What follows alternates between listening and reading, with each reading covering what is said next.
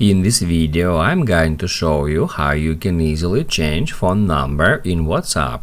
Be sure to watch the video to the very end so you don't make any mistakes, and of course do not forget to like this video and subscribe to my channel. Thanks guys, so let's get started, and first off, open up WhatsApp app and then go to chats.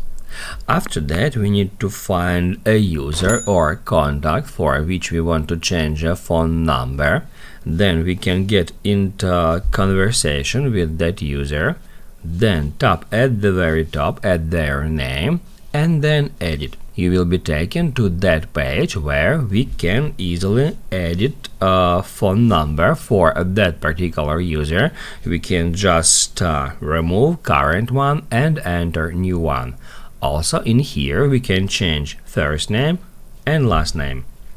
Once you're done with that, don't forget to tap at save. That's how you can easily change phone number on WhatsApp.